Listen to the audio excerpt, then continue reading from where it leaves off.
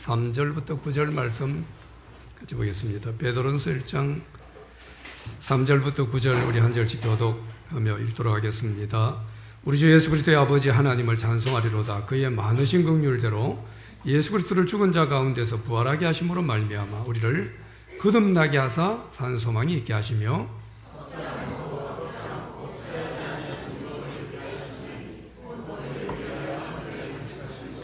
너는 말세에 나타내기로 예비하신 구원을 얻기 위하여 믿음으로 말미암아 하나님의 능력으로 보호하심을 받았느니라.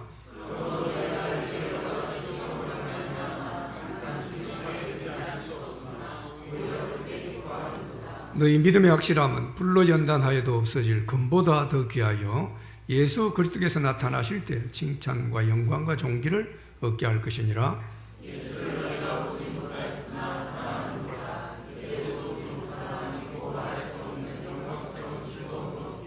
같이 읽습니다.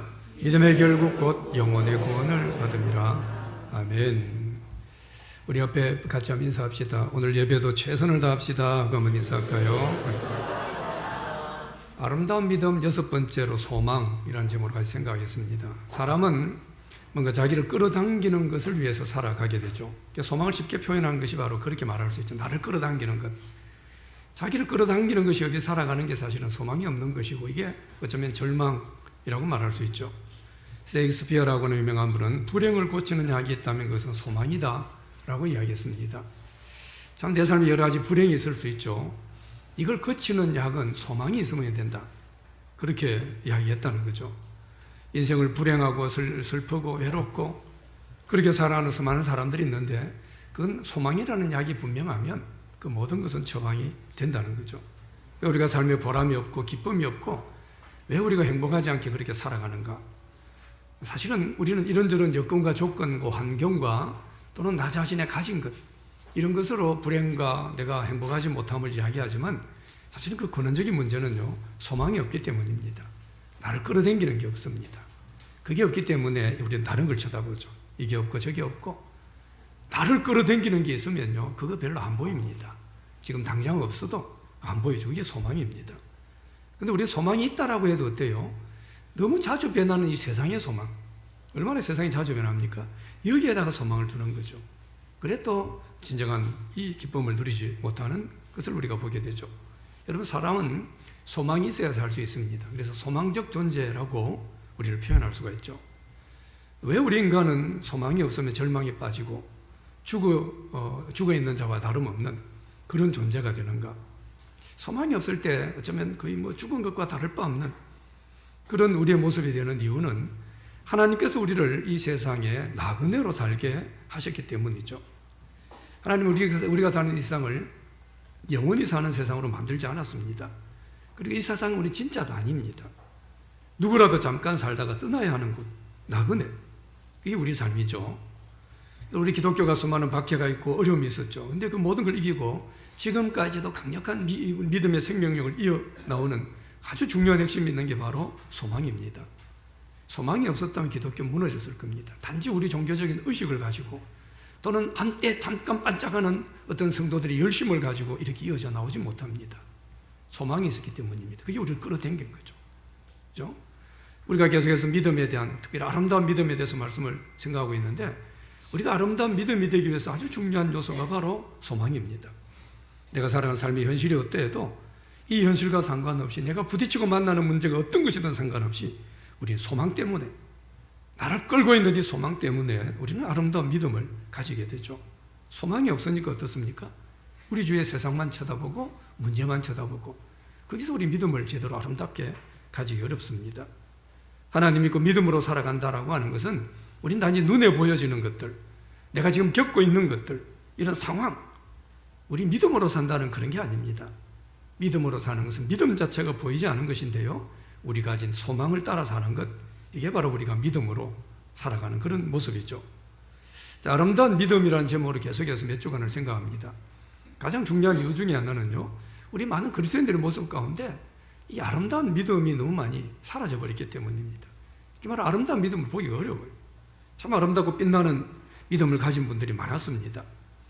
근데 갈수록 그런 모습들이 많이 보여지지 않는 게 부끄럽지만 사실 저는 제가 볼 때 현실입니다. 우리가 하나님 믿고 살아가는 삶은 대단히 아름다운 겁니다. 빛나는 겁니다. 우리 세상에 빛나는 존재, 세상에 뒤에 막 묻혀지는 그런 존재가 아닙니다. 막 숨기려고 해도 우리는 빛이 날 수밖에 없는 그런 존재예요. 너무 아름답기 때문이에요. 근데 이게 없어져요. 많은 그런 소리를 듣습니다. 심지어 우리들 스스로도 어때요? 내 믿음이 아름답다고 생각을 못해요. 언제부턴가 어디서부턴가 모르지만 우리 믿음에 구멍이 났어요. 내 믿음의 진짜 요소가 되는, 내 믿음을 아름답게 하는 진짜 믿음의 중요한 요소들이요, 줄줄줄 흘러나가고 새나가고 있어요. 쭉쭉쭉 빠져나가 버려요. 믿음이 뭡니까? 알맹이는 다 빠져나가고 껍데기만 둥글이 남아있는 그런 우리의 모습이 사실은 우리 중에 너무나 많이 있습니다. 소망을 가지는 것, 이게 우리 믿음을 아름답게 합니다. 내 믿음이 아름답게 세워지게 될 때 이 삶을 통해서 사실은 우리가 그렇게 소원하는 하나님의 영광, 하나님의 나라가 세워지는 그런 일들이 일어나게 되는 거죠. 베드로는 여기서 소망을 계속 강조하면서 산소망이다라고 하는 그런 표현을 쓰고 있습니다. 이 산소망이다. 소망 그러면 소망이 뭘 기대하는 건데요. 그 앞에다 살아있다, 리빙이라는 단어를 이걸로 쓰고 있어요. 살아있는 소망, 이런 단어를 쓰는 이유가 뭡니까? 사실은 우리 가운데 죽은 소망이 있다는 겁니다. 그리고 죽을 소망도 있다는 것이죠. 자기 기대, 자기 욕망이 이루어지기만을 기대하는 소망. 나 소망이 있어요. 그런데 내 욕심이 이루어지길 소망이에요. 그걸 기대하는 소망입니다. 그건 죽은 소망입니다. 그건 또 죽을 소망이라는 거죠. 그 소망은 영원하지도 않고 진짜도 아니기 때문이죠.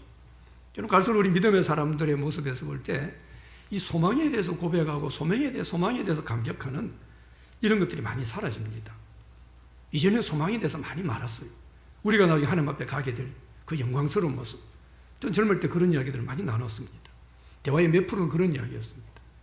근데 지금 믿는 사람들 두세 사람 앉아있으면 그런 이야기 없어요. 소망에 대한 나눔이 없습니다. 이 세상 문제, 세상이 어떻고, 세상 살아가는 게 없고, 내가 세상에 얼마나 성공했고, 얼마나 세상에 내가 성취했고, 이걸 더 말하는 것.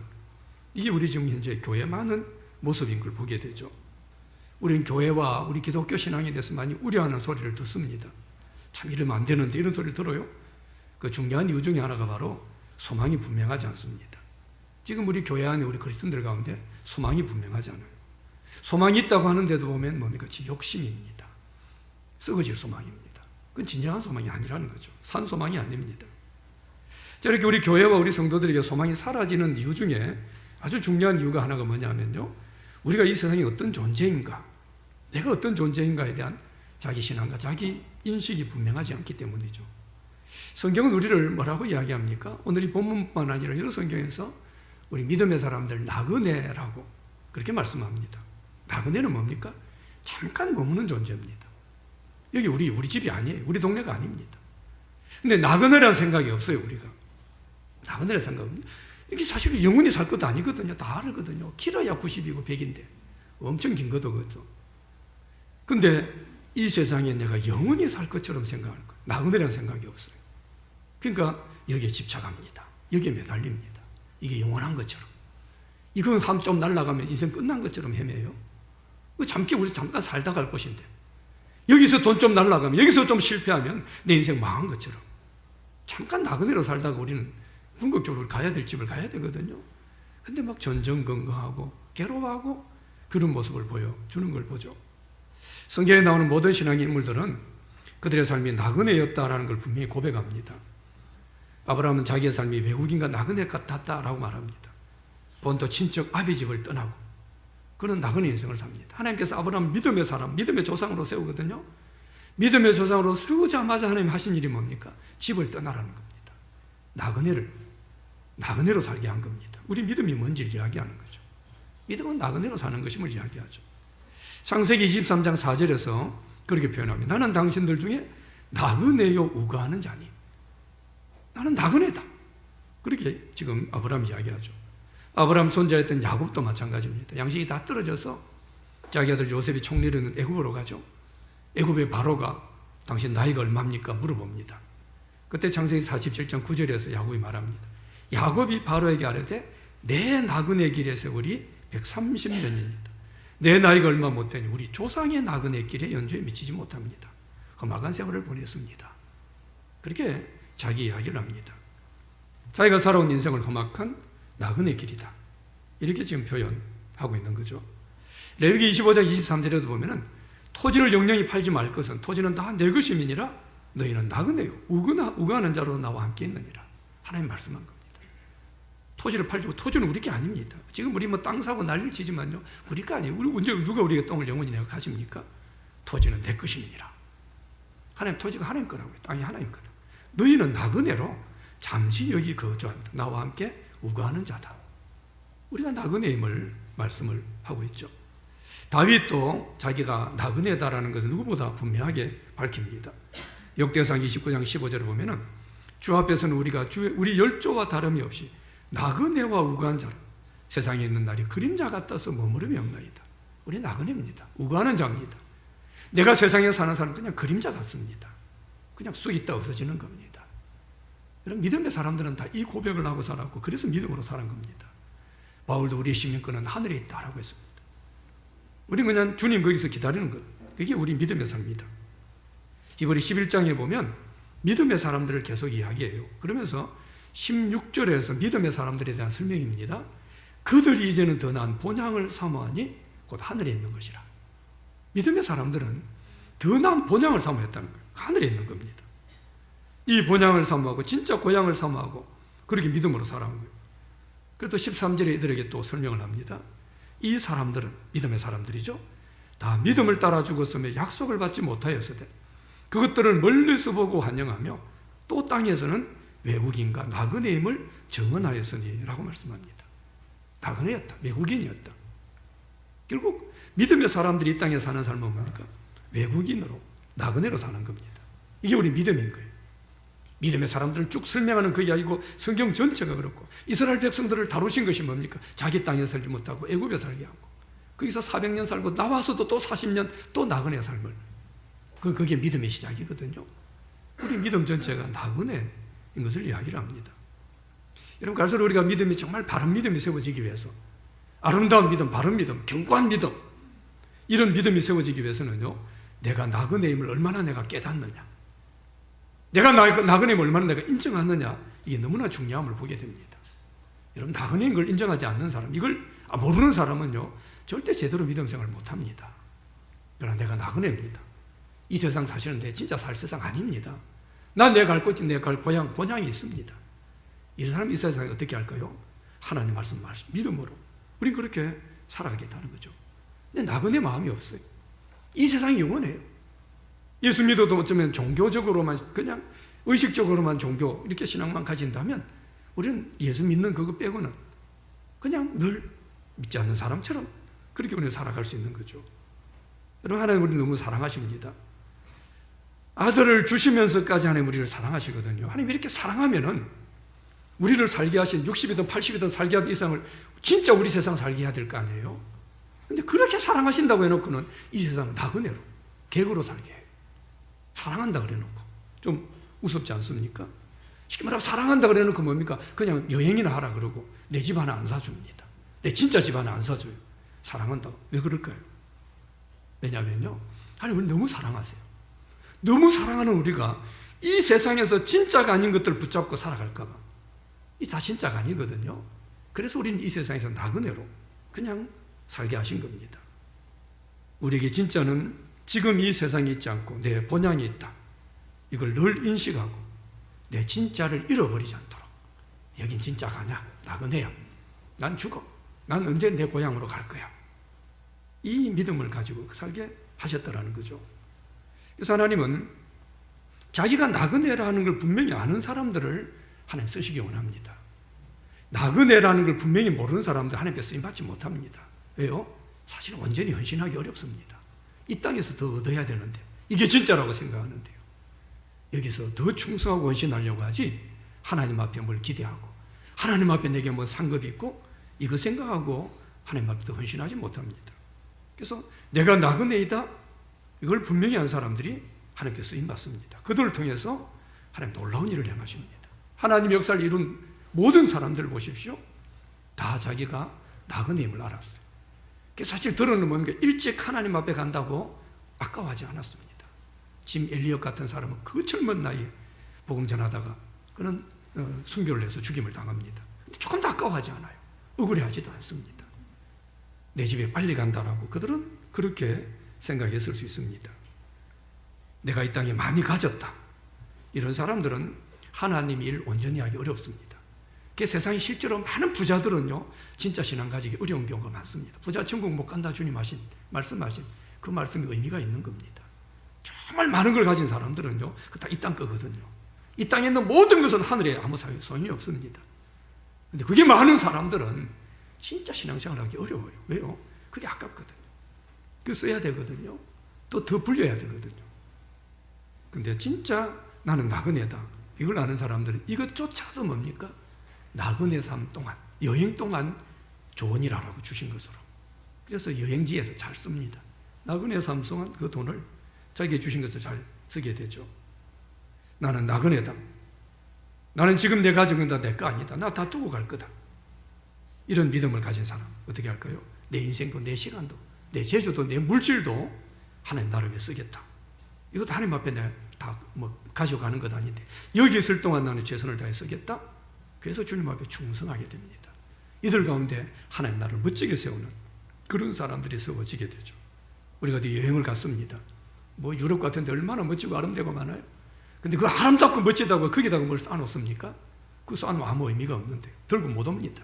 거기다 큰 집을 하나 지었어요. 그거 들고 못 옵니다. 그 멋진 작품을 하나 만들었어요. 나 들고 못 옵니다. 그거. 그게 아무것도 안 남깁니다. 왜요? 그건 그냥 내가 여행객으로 간 거기 때문이죠. 많은 사람들이 이 세상에서 내가 나그네가 아니고 여기서 내가 영원히 살 것처럼 주인같이 그렇게 생각하고 살아갑니다. 그러니까 어때요? 내가 여기 영원히 살 것처럼 생각하니까 지금 이 세상에 많은 것들 전부인 것처럼 여기에 매여 살아가요. 이거 이러면 끝난 줄 알아요. 돈 몇 푼 이러면 끝난 줄 알고 시험 한번 떨어지면 인생 끝난 것 알고. 얼마나 어리석습니까? 나그네 잠깐 있다가 뭘 하나 맛있는 거 먹은 거예요. 잠깐 여행하는 중에 그게 길어봐야 몇 달인데 그 여행하는 중에 맛있는 집 아주 좋은 집에 들어갔는데 그게 내 영원히 살 집처럼 그걸 더 꾸미고 화려하게 하고 그건 어리석은 그런 모습이죠. 근데 그렇게 사니까 어때요?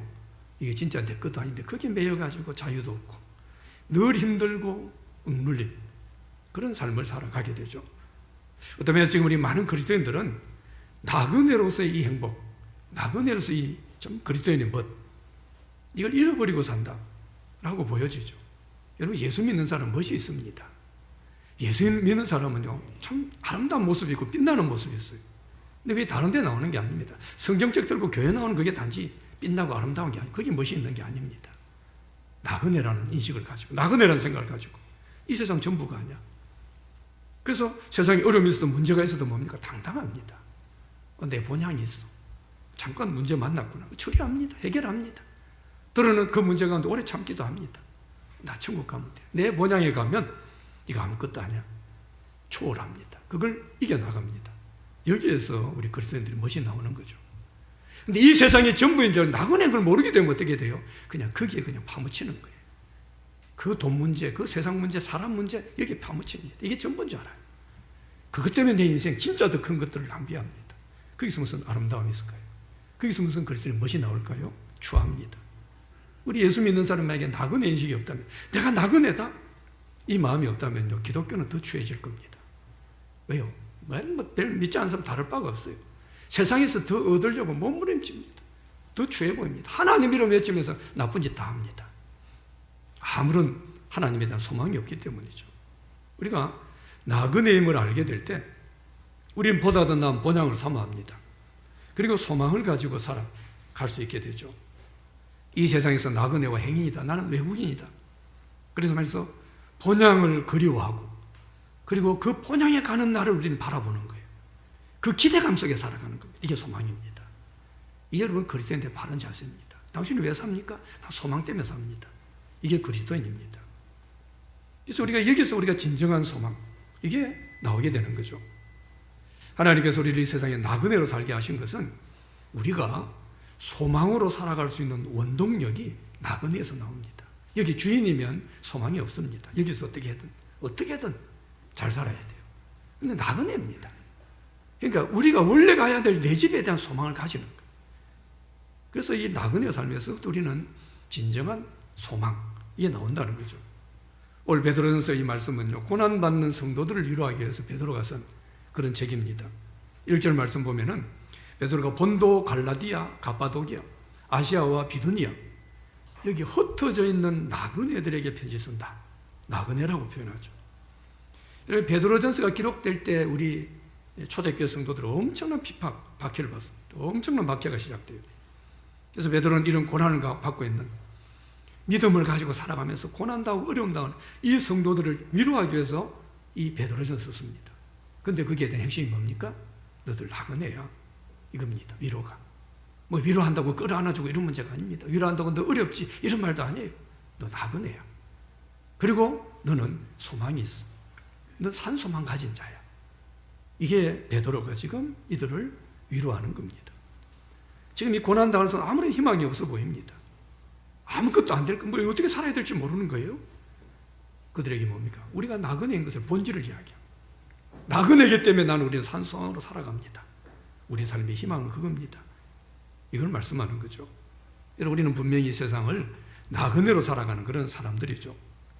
근데 하나님을 믿는 신앙을 가지고 우리가 제대로 살아가게 되면 우리 이 세상을 나그네로 살지만 나그네입니다. 근데 나그네 이거로 끝나지 않아요. 오늘 보면은 나그네 이야기하면서 소망을, 산소망을 같이 이야기하거든. 나그네로 사는데 우리는 소망을 가지고 살아요. 그래서 어때요? 이 세상을 나그네로 사는데 소망이 있기 때문에 얼마나 이 땅을 우리가 멋지게 사는지 모릅니다. 아주 위대하게 살아갑니다. 소망이 우리를 위대하게 하는 거죠. 여러분, 소망이 우리 믿음을 빛나게 합니다. 세상이 어렵고 힘들어도 뭡니까? 소망이 분명한 사람들은요, 그 속에 뿍 빛을 내게 돼 있어요. 반짝 빛을 내는, 그리고 수많은 사람들에게 도전을 주는 그런 모습들. 우리 수많은 믿음의 성경이고 우리 기독교 역사의 믿음의 사람들은 바로 이런 사람들입니다. 그 속에 소망이 있었어요. 다 안 된다고 하지만 하나님 역사하실 것이다. 마틴 루터는 그 소망을 가지고 종교개혁을 외친 겁니다. 심지어 내가 목숨을 잃더라도 예수 그리스도를 외친 그런 사람들. 그들이 지금도 우리 가운데 얼마나 빛이 강했으면요, 몇백 년 지나고 심지어 수천 년 지난 우리 믿음의 선배들도 지금도 빛이 납니다. 그 빛이 너무 강하기 때문이죠. 그 중심에 소망입니다. 그들이 가진 소망 때문에 그렇게 드러나게 되죠. 오늘 본문에서 베드로는요, 우리가 산 소망을 가질 수 있는 근거를 3절에서 이야기해 줍니다. 어떻게 우리가 산 소망을 가지느냐? 예수님의 부활로 우리가 거듭났기 때문에 우리는 산 소망 가집니다. 여러분, 3절 읽으면서 다시 한번 보십시오. 같이 한번 읽어봅시다. 시작. 우리 주 예수 그리스도의 아버지 하나님을 찬송하리로다.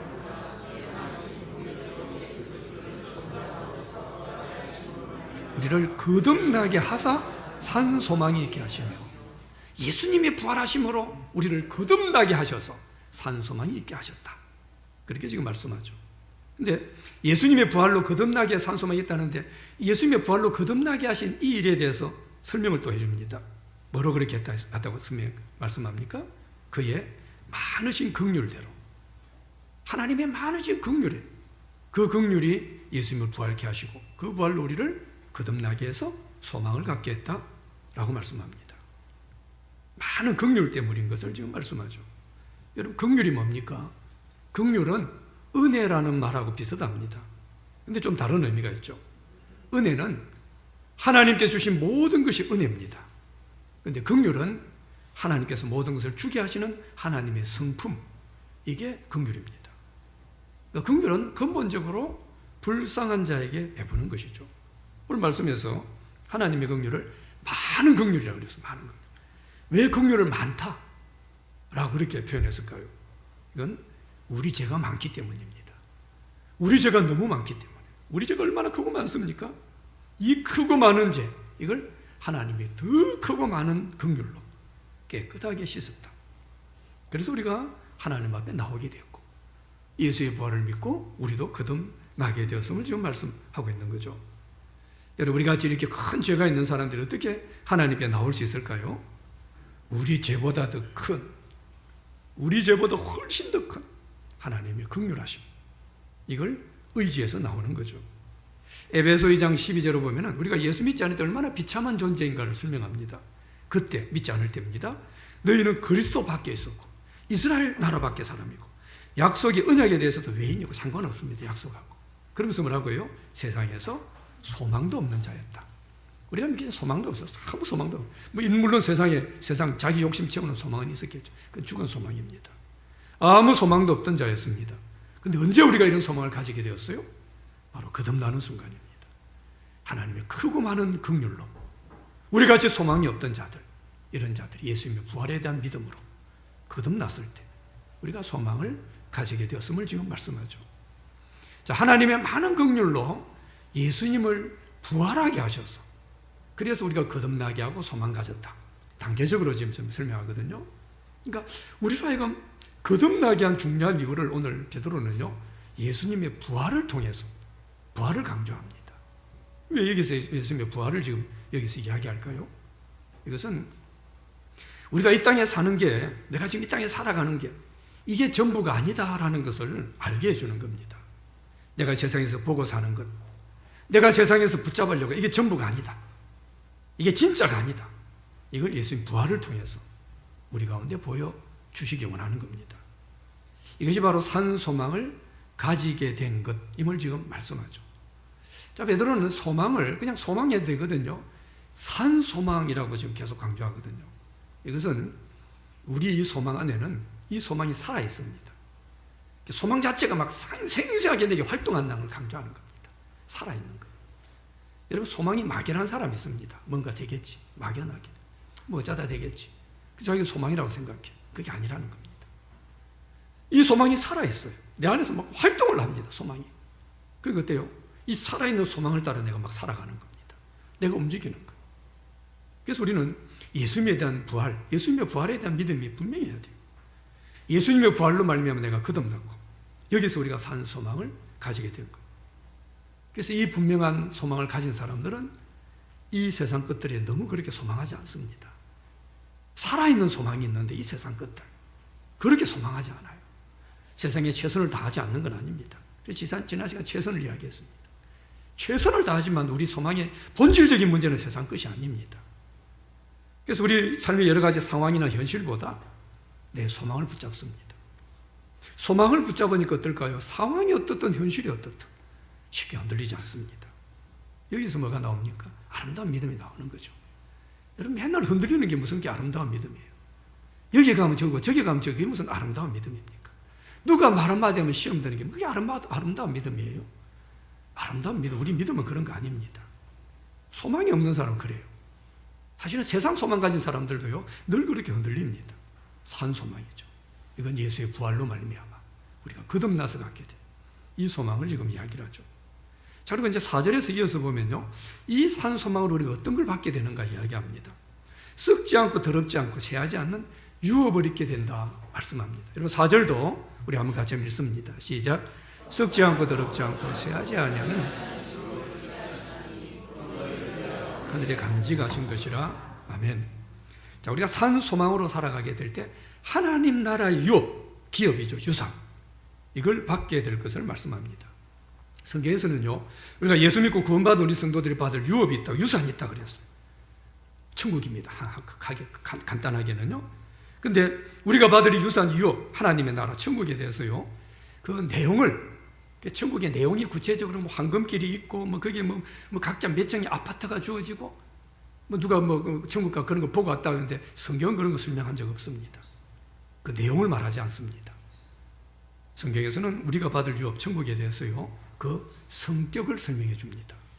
바로 썩지 않고 더럽지 않고 쇠하지 않는 이 성격을 가졌다는 거죠. 우리가 가지고 있는 지식과 우리 경험으로는 하나님 나라 설명해 줘도 우리 모릅니다. 아무리 설명해도 그 안에서 모릅니다. 그래서 그냥 성격만을 이야기를 해주는 겁니다. 썩지 않는다, 더럽지 않는다, 쇠하지 않는다. 그 나라를 우린 유업으로 받을 것이다. 여러분, 썩고 더럽고 쇠하는 것은 세상의 특성입니다.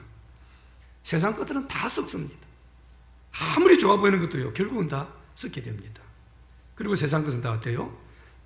다 더러워집니다. 여러분, 세상에 대단한 정치인도 막 존경받는 시간이 흐르면 더러워지는 걸 봅니다. 세상에서 그렇게 또 좋았던 기관들이죠, 단체가 있어요. 야, 저건 참 선한 단체다. 근데 어느 날 더러워지고 변하는 것을 봐요. 다 세상 것들은 뭡니까? 더러워지는 거예요. 그리고 시간이 지나면 다 세상 것들은 쇠해집니다. 그래서 우리는 너무 세상 사람들이 변하는 것, 좋은 평가를 받던 기관이나 좋은 단체들이 더러워지는 것, 변해지는 것, 이걸 보고 너무 놀라거나 화낼 필요 없습니다. 그게 세상의 속성입니다. 변합니다. 더러워집니다. 쇠하는 겁니다. 하나님 나라만이 썩지 않고 더럽지 않고 쇠하지 않습니다.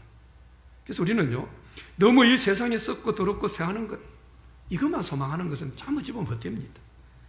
나중에 하나님 나라 가게 될 때 영원히 썩지 않고 더럽지 않고 쇠하지 않을 것들, 이걸 우리가 소망을 해야 되죠. 자, 그러면서 4절에 보면요, 끝부분에 그렇게 말씀해요. 이 하나님의 유업을 이야기하면서요, 이 유업을 어떻게 해요? 너희를 위하여 어디에요? 하늘에 간직한 겁니다. 얼마나 힘이 됩니까? 이 유업은 하늘에 간직하고 있다는 거예요. 여러분, 세상에 대단한 유산이나 기업도 어때요? 다 썩고 쇠합니다. 더러워집니다. 어떤 것도 영원하지 않고 안전하지 않습니다. 여러분, 세상의 기업은 누군가다 손을 댈 수 있어요.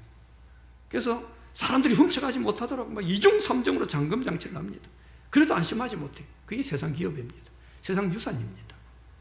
세상에 소망을 두고 집착한 사람들 보면 그렇게 버겁고 엄청난 일을 이뤄도 어때요? 늘 혹시 이거 날아갈까? 망하지 않을까? 없어지지 않을까? 늘 두려워하며 살아갑니다. 왜요? 그 세상 것들은 다 없어질 것, 썩어질 것들, 그런 것이기 때문이죠. 그래서 세상의 소망은 산 소망이 아닙니다. 오늘 본문 4절에 보면 산 소망을 가지고 살아가는 우리 믿음의 사람은, 우리가 받을 유업은 어때요? 하나님께서 하늘에 간직해 놨어요. 하늘에. 절대 썩지도 않고 더럽지도 않고 쇠하지도 않습니다. 이렇게 하나님께서 우리의 유업을 하늘에서 간직하고 계십니다. 우리가 받을 유업 하늘에 이 땅에 있는 게 아니에요. 우리의 유업은요. 너무 이 땅에서 뭐가 잘 되니 안 되니, 예수 잘 믿었는데 뭐 더 좋은 게 있니 없니, 이런 이야기 너무 많이 할 필요 없습니다.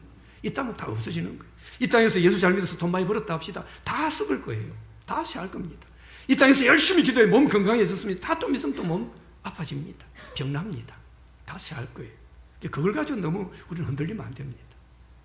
우리는 하나님이 하늘에 간직하신, 영원히 쇠하지 않은, 딱 하나님이 하늘에 우리의 기업을 간직하고 계세요. 이걸 믿으면 어떨까요? 우리는 하나님과 그 많은 헌금을 드리는 것도 아낌없이 드립니다. 내 시간을 드리고 내 재주를 드리고 내 몸을 드리고 헌신하는 것, 이거 기꺼이 할 수 있게 되는 거죠. 히브리 11장 26절에 보면 모세의 믿음을 설명해요. 그러면서 그렇게 말합니다. 그리스도를 위하여 받는 수모를 애굽의 모든 부하보다 더 큰 재물로 여겨서 이는 뭘 바라봅니까? 상주심을 바라봅니다. 말씀합니다. 모세는 바로의 공주로 취향함을 받지 않아요. 나 바로 공주 필요 없어요. 나는 애굽의 부하 필요 없어요. 다 버렸어요. 그래서 하나님의 백성들과 고난받기를 즐거워했다? 그렇게 말했거든요. 그 이유가 뭡니까? 하나님이 간직하신 하나님의 유업, 상주신, 하나님 주실 상이죠. 이 유업을 소망했기 때문이다 라고 지금 말씀하는 거죠. 자, 그리고 여기서 5절에 보면은 우리가 산 소망으로 살아가게 될 때 마지막 때 받을 구원을 얻을 그때까지 하나님의 능력으로 보호하신다. 하나님 보호하실 것, 이걸 지금 말씀합니다. 여러분 5절도 하나 같이 한번 읽어봅시다. 시작. 너는 말세에 나타내기로 예비하신 구원을 얻기 위하여. 자, 이 말씀 하나하나로 읽어줘. 오래 설명하지 않지만 말세에 나타나기로 예비하신 구원, 이걸 얻을 때까지 말입니다. 말세에 나타나는, 말세 마지막 때 나타날 우리의 구원, 이걸 우리가 흔히 신학적으로 말하는 영화 구원입니다. 징의, 성화, 영화 구원이 세 가지 이야기하죠. 우리 구원이 완성되는 겁니다. 내 몸이 부활되고 영화되는 구원, 우리가 영화롭게 되는 겁니다. 하나님처럼 되는 거예요. 그 구원이 마지막입니다. 이 마지막 영화 구원을 얻을 때까지, 그때까지 어떻게 한다고요? 믿음으로 말미암아 하나님의 능력으로 우리를 보호하신다. 산 소망이 있는 자는 하나님 우리를 보호하신다 라고 말씀하는 거예요. 여기서 하나님의 능력으로 보호하심을 받는다, 이 말씀은 현재형으로 되어 있습니다. 그러니까 지금 현재 하나님께서 소망을 가지고 살아가는 우리들을 보호해 주신다는 거예요. 하나님 우리 보호해 주십니다. 하나님 거듭난 우리를 위해서 그 놀라운 구원을 예비해 놓고 계세요. 말세 나타내기로, 우리 영화의 구원입니다. 이걸 좀 준비하고 계세요. 그리고 그 날까지, 그 마지막 때까지 어떻게 해요? 하나님 우리를 지키십니다. 뭐로요? 하나님 엄청난 능력으로 우리를 보호하신다라고 말씀하는 거예요. 그래서 우리 세상에 살아가면서 여러 가지 어려움과 문제를 만날 수 있습니다. 너무 염려하거나 걱정할 필요 없습니다. 왜요? 하나님 보호하기 때문에. 하나님이 엄청난 능력으로 우리를 보호하는 거예요. 그래서 여기에 대한 믿음을 가져야 돼요. 그런데 오늘 본문이 보면 한 장이 더 나갑니다. 하나님 지금 현재도 우리를 그 강력한 능력 보호하시거든요. 근데 이 보호를 어떻게 받습니까? 얻기 위하여 믿음으로 말미암아, 믿음으로 말미암아 라고 하는 그 단어가 나오죠. 하나님이 온전한 이 보호를 받고 하나님의 능력으로 보호하시는 이 보호를 받기 위해서 우리 믿음으로 말미암아, 우리 믿음이 필요합니다. 하나님 영화권을 우리는 받을 때까지 분명히 하나님 우리를 보호하십니다. 그 흔들릴 이유가 없어요. 필요 없습니다. 인생 좀 힘들다고 너무 낙심할 필요 없어요. 하나님 보호하시는 거예요. 그런데 그 보호를 온전하게 받기 위해서는요, 우리 믿음이, 내 믿음으로 말미암아 보호하십니다. 우리 믿음을 요구하는 거예요. 우리 믿음을 너무 중요하게 지금 말씀하는 거죠. 하나님께서 우리를 완전히 우리 구원이 완성되는 그 영화의 구원 때까지 하나님 우리를 보호하십니다. 그 하나님 약속이 그 능력으로, 하나님 능력으로 보호한다 그랬거든요. 근데 내가 이 세상에서 믿음으로 말미암지 않으면 그 보호하심을 받지 못합니다. 그래서 우리가 내 믿음이 없고 믿음이 약해지면 어때요? 믿음이 약해지면 하나님이 나를 보호하지 않는 것처럼 막 두려워해요. 하나님이 없는 것처럼 막 걱정하고 염려합니다. 믿음이 떨어지면. 왜요? 내 믿음으로 말미암아 보호를 받는데 믿음이 떨어져 버린 거예요. 그 보호를 못 받아요. 실제로 하나님 보호하십니다. 하나님 능력으로. 내 믿음으로 말미암지 않으니까 보호 못 받는 거예요. 그래서 하나님께서 마태복음 6장에 보면요, 공중에 나는 새를 보라, 들의 백합을 보라 그렇게 하죠. 아무것도 염려하지 마라. 쟤들 보라. 염려하지 마. 그 마태복음 6장 30 이렇게 이야기합니다. 오늘 있다가 내일 아궁이에 던져지는 덜풀도 하나님이 이렇게 비시거든. 하물며 너희일까 보냐? 믿음이 작은 자들아. 그러면 염려하 이르기를 무엇을 먹을까? 무엇을 마실까? 무엇을 입을까? 하지 말라. 그렇게 말씀해요. 그래서 32절에 한마디 더 하세요. 하늘 아버지께 이 모든 것이 너희에 있어야 할 줄 아시느니라. 보호한다 이 말이에요. 내가 다 보호한다. 하나님께서 분명히 구원받은 우리를 마지막 영원한 몸을 입을 때까지 그 큰 능력으로 보호하심을 믿는 거예요. 그러기 위해서 우리는 매 순간 믿음으로 말미암아야 됩니다. 믿음으로 살아가야 돼요. 우리가 소망을 가지고 신앙생활을 신실하게 계속하다 보면요, 하나님의 보호하심을 분명히 경험합니다. 하나님 보호하는구나.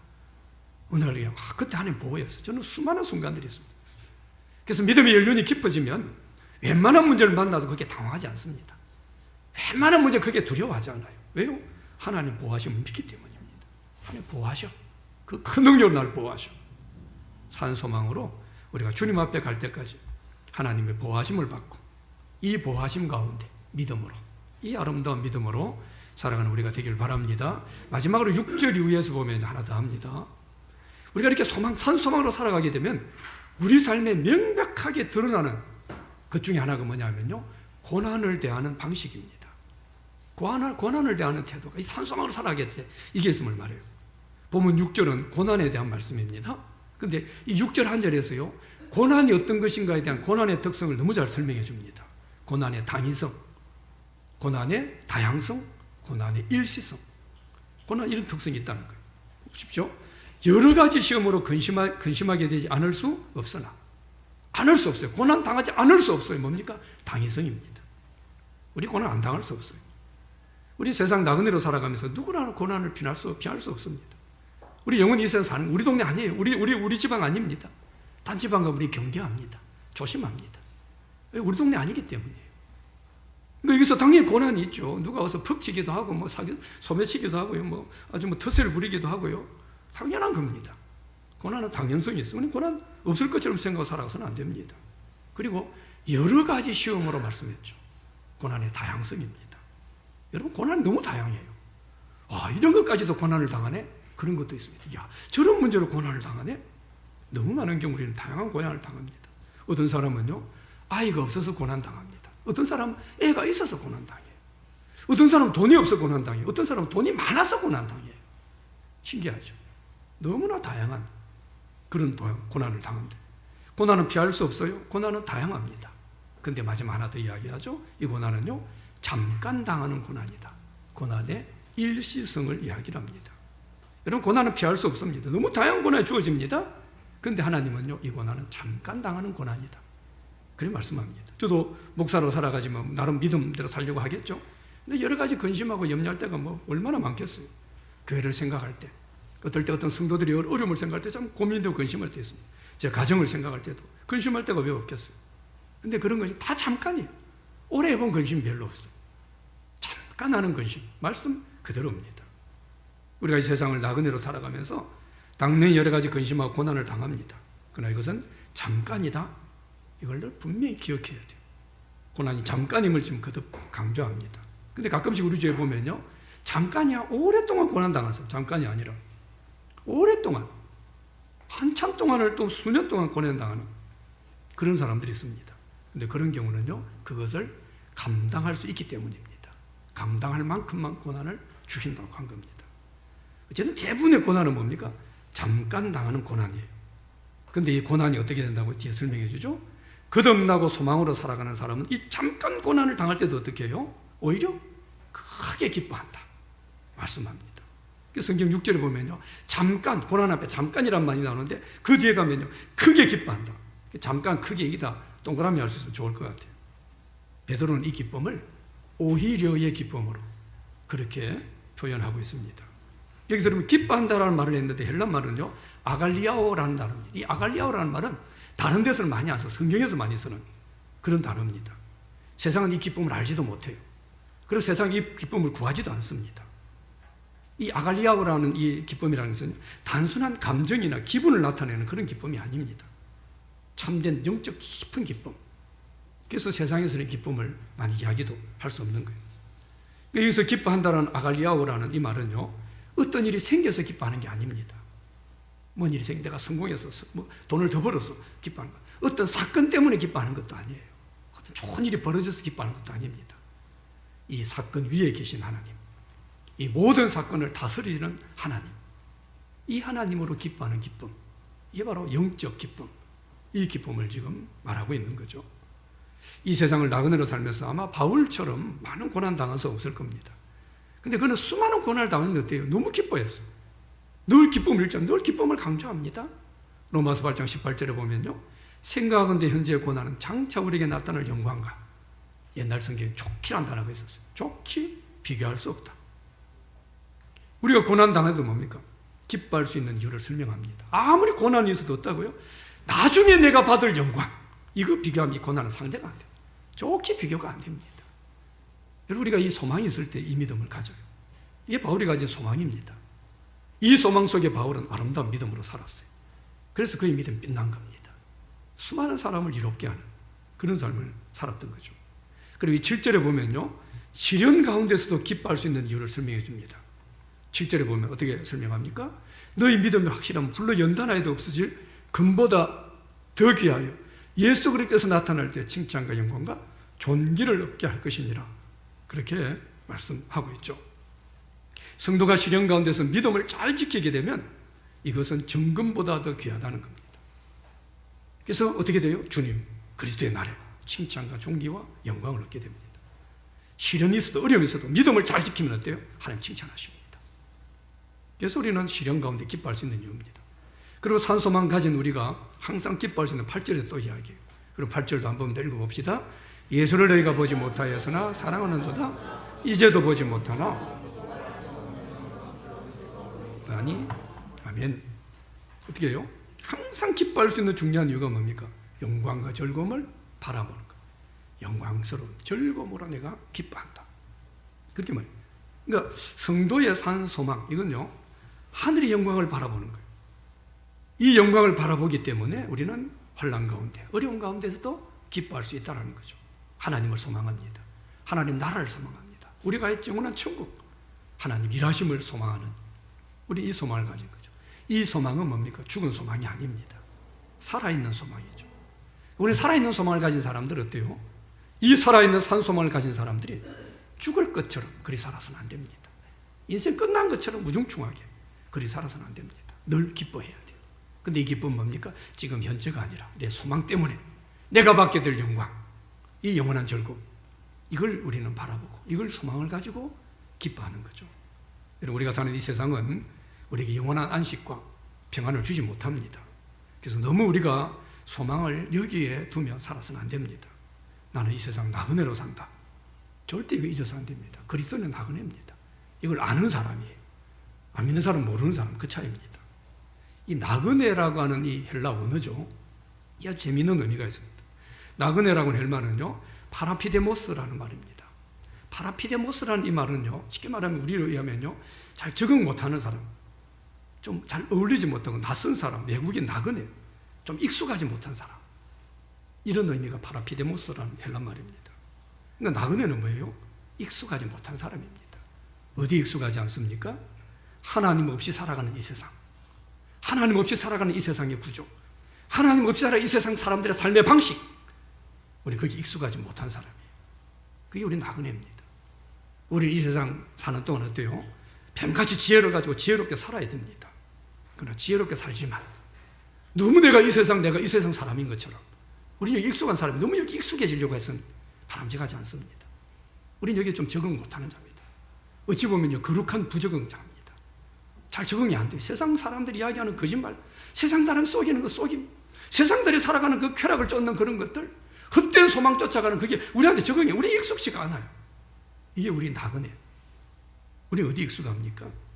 바로 우리가 얻을 영원한 하나님의 나라. 이게 우리는 익숙해야 되죠. 이 세상에 적응할 수 없는 그런 나그네다. 우리에겐 더 중요한 진짜 집이 있다. 우리는 그 믿음을 가져야 되죠. 세상이 더 커진다 그러죠. 우리가 나그네로 살아가는 세상이 어때요? 갈수록 더 복잡해져요. 요란해집니다. 엄청 세상이 더 커졌어요. 그럼 이럴 때 우리는 어떻게 해야 될까요? 다른 거 하기보다는요, 우리 소망을 더 키우려고 해야 됩니다. 내 소망을 더 살찌워야 돼요. 그래야 이깁니다. 이 세상 잠깐 산다, 나그네다 하니까 세상에 의미 없다, 뭐 세상이 허무하다, 이렇게 생각하는 사람들, 뭐 나그네로 산다고 하니까 그렇지 않습니다.